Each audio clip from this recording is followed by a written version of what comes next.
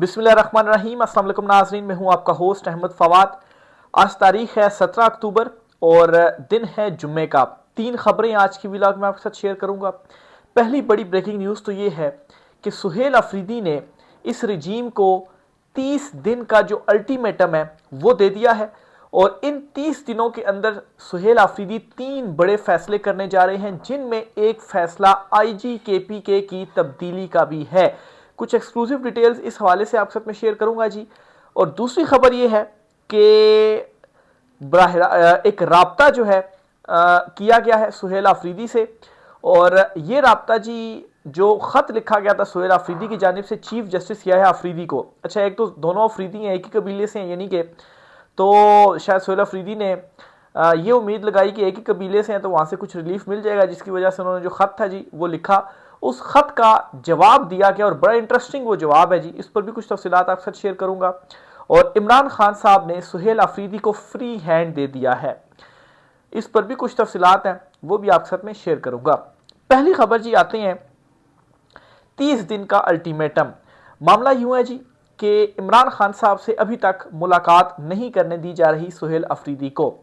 इस पर जी सुहेल अफरीदी ने उनकी आपसी जो कुछ गुफ्तगू चल रही थी, ज़राई ये रिपोर्ट कर रहे हैं, तो उनके करीब एक अहम शख्सियत को उन्होंने ये बताया अपने प्लान के हवाले से कि 30 दिन तक मैं इस सिस्टम के अंदर रहते हुए कानूनी तौर पर पूरी कोशिश करूंगा जी, हर महाज के ऊपर हम जाएंगे, हर दरवाज़ा हम खटखटाएंगे कि इमरान खान साहब से मुलाकात करवाई जाए। और इमरान खान साहब से ये नहीं कि सिर्फ एक मरतबा मुलाकात करवाने के बाद जो है वो बस और फिर उसके बाद दोबारा से हम लेटर्स वगैरह लिखना शुरू कर दें, नहीं, चीज़ों को रेगुलेट किया जाए और रेगुलर हमारी इमरान खान साहब से जो मुलाकात है वो होती रहे।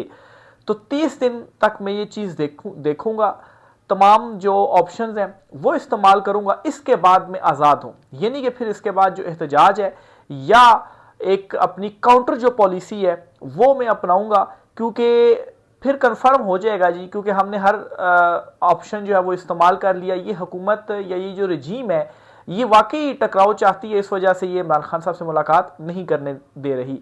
इसमें जी सबसे एक बड़ा जो झटका सुहेल अफरीदी ने आज दिया वो ये था कि जो वज़ीर-ए-आज़म शहबाज शरीफ ने एक बड़ी इंपॉर्टेंट आला सतह की मीटिंग बुलाई थी, और इस मीटिंग में आर्मी चीफ साहब भी थे, बाकी जो तीनों सूबे हैं उनके वज़राए आला भी थे, और ख़ास तौर पर इस मीटिंग के अंदर केपी की जो सूरत हाल है उस हवाले से डिस्कशन जो है वो होना थी, और ख़ास तौर पर जो अफ़गान हैं उनको वापस भेजने के हवाले से भी जो चीज़ें थी वो भी डिस्कस होना थी। तो इसमें वो नहीं गए, तो ये एक बड़ा झटका है। क्योंकि आप कोई ऐसी पॉलिसी या एक ऐसा फैसला नहीं कर सकते कि जो एक सूबे का मुंतखब वज़ीर आला है उसको आपने साथ नहीं बिठाया और उसकी मंजूरी नहीं ली और आप कोई फैसला कर दें, तो आप आगे नहीं चल पाएंगे।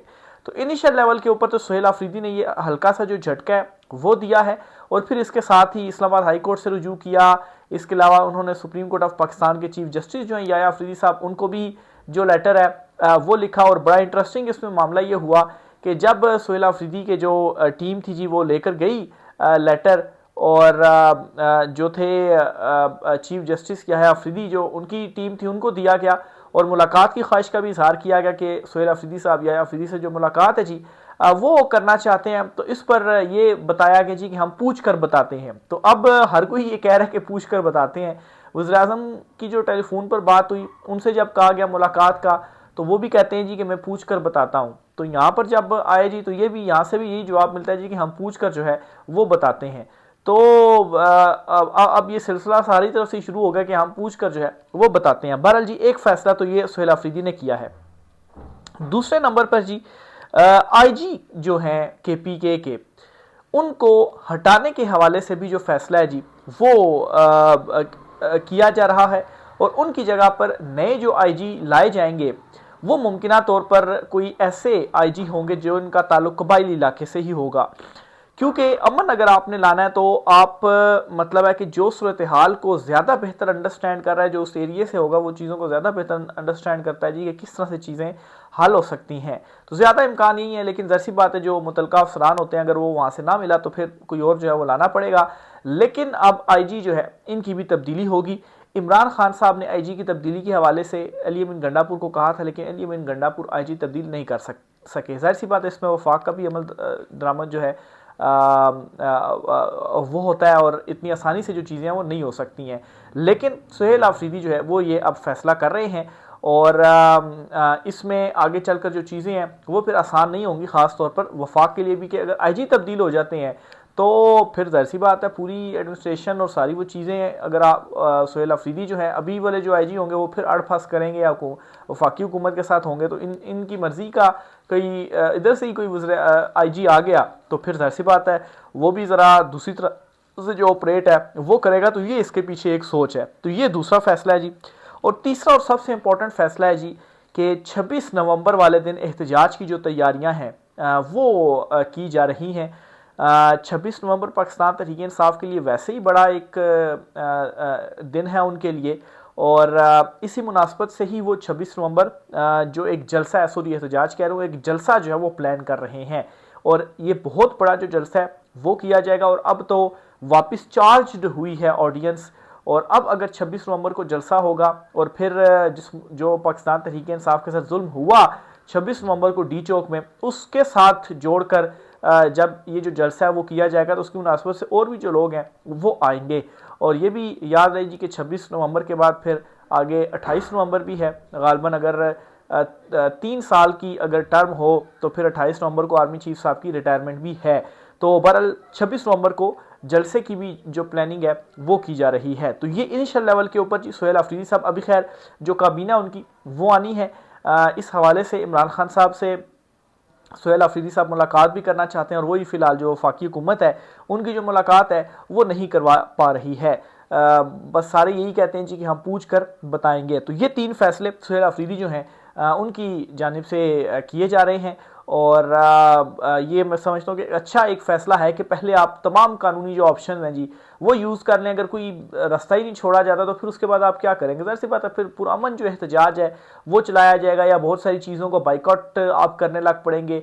किसी भी अगर इस तरह के आला सतह के इजलास में का बाइकआउट करें आपके बगैर कोई फ़ैसला नहीं हो सकता, तो अल्टीमेटली जो दबाव है वो बढ़ेगा और इसमें फिर ज़ाहिर सी बात है जो ये रजीम है वो भी फिर मजबूर होगी कि नहीं चीज़ों को भी अब चलाना है। तो ऐसे तो फिर बहुत ही मसाइल जो हैं वो हो जाएंगे। ऊपर से अफ़गान पाकिस्तान वार के हवाले से भी जो चीज़ें हैं वो अब दोबारा से मतलब है उसके अभी जो सीज़ फायर है वो हुआ तो है, लेकिन डायलॉग के हवाले से जो चीज़ें हैं फ़िलहाल वो चल भी रही हैं। तो इसलिए जी जो वज़ीर-ए-आला वो बहुत ज़्यादा इंपॉर्टेंट है। दूसरे नंबर पर जी इमरान खान साहब के हवाले से आपको खबर देता चलूँ, इमरान खान साहब ने फ्री हैंड दे दिया है सुहेल अफरीदी को। क्या फ्री हैंड दिया, मैं आपको पहले खबर जो है वो पढ़कर सुनाता हूँ। इमरान खान ने सुहेल अफरीदी को फ्री हैंड दे दिया है, कोई कौंसल नहीं बनाई जाएगी, सब फैसले सुहेल अफरीदी खुद करेंगे, अगर कुछ बनाया भी गया तो इनकी मर्जी से होगा, सुहेल अफरीदी सब फैसले आज़ादाना तौर पर करेंगे। तो फ्री हैंड एक इमरान खान साहब ने इनसे पहले ये कहा जी कि आप खुलकर खेलें, आप मेरे ओपनर हैं और आप इनकलाब लेकर आएंगे, और फिर इमरान खान साहब ने इन्हें फ्री हैंड भी दे दिया जी, आप वज़ीर आला हैं, ये नहीं कि आपने हर फैसले जो है वो कोई कौंसल होगा तो वो होगा फिर उसके बाद आप करेंगे, नहीं, अगर आपने कुछ बनाना भी कुछ करना भी तो वो भी आपकी मर्जी, फैसले अब आप नहीं करने हैं। काबीना बनाने का भी मुकम्मल इख्तियार सुहेल अफरीदी को इमरान खान साहब ने दिया कि अपनी जो टीम है जी वो खुद चुनो। इवन के कुछ खबरें आई बैरिस्टर सैफ के हवाले से कि इमरान खान साहब ने कहा जी कि नहीं उनको आप रिटेन करें, तो इस पर भी जब इमरान खान साहब को पता चला तो उन्होंने पैगाम भेजा कि ऐसी कोई ख़बर नहीं है जी, और मैंने मतलब है कि मैंने ऐसी कोई जो स्टेटमेंट है वो नहीं दी और ऐसे कोई हिदायत या हुक्म जो है वो मेरी जानिब से नहीं दिया गया। तो फ्री हैंड जो है वो सुहेल अफरीदी के पास है। तो देखें जी अब सुहेल अफरीदी किस तरह से डिलीवर चीज़ों को कर पाते हैं। महीना है तो चले, महीना भी गुजर जाएगा, मामलात किस तरफ जाते हैं, चीज़ें जो भी होंगी आप साथ शेयर करते रहेंगे। राय का साथ कीजिएगा। आज की व्लॉग से इतना ही, इजाज़त दीजिए, अल्लाह हाफिज़।